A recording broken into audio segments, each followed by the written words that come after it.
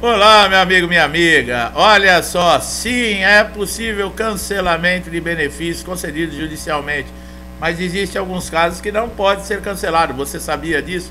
Exatamente. Perito do INSS tem esse poder, né, pessoal? De chegar aí, passar por cima, mesmo depois aí de tanto trabalho que o segurado teve para conseguir um benefício que demorou aí no mínimo 2 anos, né, de sofrimento. Essa pessoa não pôde trabalhar, teve que ficar dependendo muitas vezes de parente ou de amigos, né, para conseguir sobreviver, passou dificuldade com a sua família, e aí o benefício sai fresquinho. Quando ele começa a receber, fica todo feliz, vem lá uma cartinha do INSS, né, como nós colocamos que nos vídeos anteriores aí, que o pente fino acontece todos os dias. Todos os dias você pode chegar em qualquer agência do INSS, tá cheio de gente passando por perícia. E o que é essas perícias? São pente fino. Só não estão fazendo aquele alarde, né? Não estão mostrando na mídia, não estão fazendo aquele trupé, né, que eles costumam fazer, né? Dependendo quando é do interesse deles. Mas todos os dias aí nas agências tem aí um segurado, né, que chegou uma convocação e ele é obrigado a passar por uma perícia, e muitas vezes seu benefício é cessado injustamente, tá? Injustamente. Pessoal, passou uma reportagem outro dia que eu fiquei abismado. O gerente de banco não aceitava a prova de vida aí, no caso de uma pessoa que estava acamada, e o que o filho teve que fazer? O filho foi obrigado a levar esse senhor numa maca, deitado, com aqueles aparelhos de respiratório, para dentro da agência para comprovar uma prova de vida. Olha em que mundo que nós estamos vivendo, né? Será que nos outros países acontece esse tipo de coisa? Eu não digo países aqui da América Latina, mas países que se consideram de primeiro mundo, será? Nós sabemos que também existem problemas nesses lugares, mas as coisas que acontecem aqui no Brasil são coisas assim absurdas, são coisas praticamente inaceitáveis acontecer uma coisa nesse sentido. Como é que você pode? É a mesma coisa a justiça. Quem é soberano? A justiça ou o INSS? O perito judicial, que não tem nenhum vínculo com o INSS, ele faz uma perícia sem ter nenhum tipo por exemplo, de preferência ou algum tipo de vínculo com esse órgão. Quem tem mais credibilidade? O perito judicial ou o perito do INSS? E outra, o perito do INSS tem esse poder todo, muitas vezes até de ofender segurados, muitas vezes de humilhar segurados. Eu já falei em vídeos que você pode processar o perito do INSS. Você sabia disso? Ele é um médico, apesar de ele estar ali, ser funcionário do órgão, ser concursado, mas ele responde à ética da medicina. Primeira coisa que você deve fazer, no caso de uma ofensa, é fazer uma reclamação no Conselho Regional de Medicina. Você não concordar que o médico não está agindo com ética, não te examinou, não fez nada. E outra, se você conseguir comprovar alguma ofensa, que você passou alguma humilhação, é passível até de indenização. Agora, é necessário que você comprove. De que maneira? Com áudio, com vídeo, né? Sei lá, liga a câmera do celular escondido, tenha a gravação no celular do que é falado dentro da sala. Alguma prova você precisa ter, né? Precisa de elementos para o juiz chegar à conclusão que não, que você foi humilhado realmente. Quer dizer, e nesses casos de benefício judicial, é uma coisa muito complicada. O STJ, né, o Superior Tribunal de Justiça, nós já falamos, tem um processo lá que está sendo discutido, já teve votos, a maioria favoráveis aos segurados. O INSS só poderia, eles cessaram um benefício que é concedido judicialmente a partir do momento que o próprio INSS também entrasse na justiça e tivesse que comprovar que aquele segurado não tinha mais necessidade de receber aquele benefício. Quer dizer, equilibraria a balança, né, pessoal? Porque quando o INSS diz que não tem necessidade do benefício, o segurado tem que sofrer 2 anos, no mínimo, né, na justiça. Nada mais justo do INSS nesse momento ficar 2 anos também tendo que comprovar lá que o segurado não precisa mais. Nós teríamos aí um equilíbrio da balança. Mas infelizmente aqui, pessoal, as coisas nunca são favoráveis ao trabalhador, ao contribuinte, ao pagador de impostos, né? Nós sabemos como funciona. Quando devem para você, até no caso de atrasados do INSS, entram com recurso, demora 3 anos para receber. Se você tem que pagar, já vem aí algo, por exemplo, penhorando seus bens, tiram todo o dinheiro que você tem na sua conta, não te dão tempo de nada. É assim que funciona, tá? É 2 pesos e 2 medidas. Nós temos esperança que um dia tudo isso mude, né? Pedir muito a Deus. Então esse vídeo é muito importante, nós vamos falar muito sobre esse assunto, esclarecer todas as dúvidas, né? Principalmente de perguntas que são colocadas aqui no canal. Então vale muito a pena você conferir, prestar bastante atenção em tudo que nós vamos passar aqui. A maioria dos segurados, o que acontece? Passam por dificuldades, tá? Muitas vezes conseguem o benefício aí no primeiro pedido, tem a aprovação da sua incapacidade, mas dura pouco tempo e acaba acontecendo diversos problemas, né? Se você recebe, por exemplo, o auxílio doença a um determinado tempo, né, e o INSS não converteu também esse benefício em aposentadoria por invalidez, você pode sim ter esse benefício cortado, tá? Desde que a sua saúde tenha sido completamente restaurada e você esteja apto a retornar ao trabalho. Tudo isso, quem faz a avaliação é o perito, tá, pessoal? Como nós falamos, muitas vezes você está com a documentação comprovando ali o seu estado naquele momento, né? Que é de incapacidade que pode ser temporária ou permanente, né? Isso quer dizer, você tem uma lesão ou uma doença que vai te incapacitar por um período, ou então aconteceu algo, um acidente grave, uma doença que deixou uma sequela grave, e você não tem mais condições de exercer nem a sua atividade habitual e nem ser, por exemplo, reabilitado para uma outra função, para uma outra atividade, tá? E nesses casos, quem faz essa avaliação é o perito. Com relação à conversão, por exemplo, do auxílio doença para aposentadoria por invalidez, antigamente no INSS, por exemplo, um auxílio doença que perdurasse aí por 2 anos, ele já era automaticamente, né, transformado em aposentadoria por invalidez. Hoje não é mais assim, né? Tivemos também a reforma da Previdência, que muitas coisas mudaram, principalmente em questão de aposentadoria. Nós temos um vídeo que nós falamos sobre transição, tá? Para quem não entendeu como que ficou, se tem direito ou não à aposentadoria, né, depois da reforma da Previdência, você pode olhar vídeos aqui no canal que nós falamos tudo, damos todos os detalhes e explicamos de uma forma muito simples, tá? Muitas vezes o segurado leva a documentação também, ó, desatualizada, e o perito, é claro, né, vai utilizar desse artifício para dar um indeferimento, tá? Ou está desatualizada ou está faltando, tá? E acaba tendo benefício negado. É importante que o atestado médico, né, você está levando o laudo, ele tenha o seu nome, o nome do médico, o carimbo, o CRM, a assinatura, o CID da doença, o histórico desse médico que te atendeu, né? Se é uma lesão temporária, quanto tempo aproximado você vai precisar ficar afastado aí para se recuperar, para poder retornar ao mercado de trabalho. A data, né, por exemplo, a data tem que estar bem próxima, por exemplo. Quanto mais próxima a data da perícia, melhor, tá, pessoal? Não deixe o médico esquecer de colocar o CID de maneira alguma, tá? Caso o perito do INSS entenda que você está demonstrando, por exemplo, muita dor, né? Ele pode achar que você está mentindo. É aquela pessoa que entra chorando, entra mancando. O perito passou pela porta ali, saiu da sala dele. Aí tem aqueles bancos no INSS onde as pessoas ficam aguardando, né, para serem chamados para passar na perícia. Vocês já perceberam que muitas vezes o perito sai da sala e ele dá uma olhada para aqueles bancos? E aí ele olha naquele banco, ele dá uma passada rápida de olhos assim nos bancos. A pessoa está conversando, está rindo, se divertindo. Aí ele marca aquela pessoa. Aí ele chama um nome, ele não sabe que é. A pessoa que ele viu lá conversando, sorrindo, sentada lá no banco, entra chorando dentro da sala, entra mancando, entra com a mão em alguma parte do corpo, né, demonstrando que está acabado. Isso acontece, pessoal, nós já falamos. Você, eu tô com problema de coluna. Lá no laudo está escrito que você está impossibilitado porque você tem a dor na coluna, que você tem um problema na coluna. O que que o perito faz? Ele deixa cair uma caneta do seu lado para você abaixar e pegar. Olha a pegadinha. Isso acontece dentro do INSS, viu? Acontece. E nessa baixada que você dá para pegar a caneta, o perito ele já vai avaliar qual é a sua condição. Então presta bastante atenção. Você está sendo avaliado a partir do momento que você entra dentro da agência do INSS.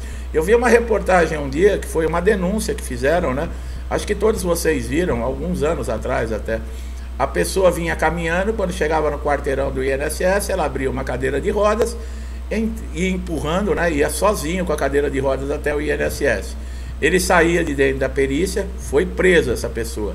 Ele saía da perícia, aí andava um quarteirão, né, empurrando a cadeira de roda, ele mesmo sozinho, com aquela dificuldade. Quando ele virava na primeira esquina, ele desarmava a cadeira de roda, ia até o carro, colocava dentro do carro e ia embora. Olha só, para vocês terem uma ideia, teve denúncia sobre esse caso e esse segurado, né, foi preso. Quer dizer, o que acontece numa situação dessa? Os peritos, eles ficam achando que todo mundo que está dentro da sala está mentindo. Então nunca exagere, tá? Tenha ciência que desde o momento que você está na agência do INSS, não só dentro da sala do perito, você já está sendo avaliado, tá? Algum funcionário pode estar olhando, vendo o comportamento, pode estar avaliando como é que está a coisa, tá? E tudo isso, né, esses resultados, isso pode inviabilizar seu benefício, né? Fale sempre a verdade, nunca exagere nos seus sintomas. Se você tiver diversas doenças, foque na doença principal que está lhe incapacitando para o trabalho. Não adianta você chegar no perito, ele não é seu compadre, para sentar com você num sofá e ficar ouvindo ali a sua vida, os seus problemas, as suas dores. Nem seu amigo, tá? Ele está ali para fazer uma avaliação e ele tem um método para fazer a perícia. Tá? É um padrão. Se você fizer com que ele saia desse padrão, ele vai ficar irritado e vai querer que você saia da sala o mais rápido possível, indeferindo o seu benefício. Tá?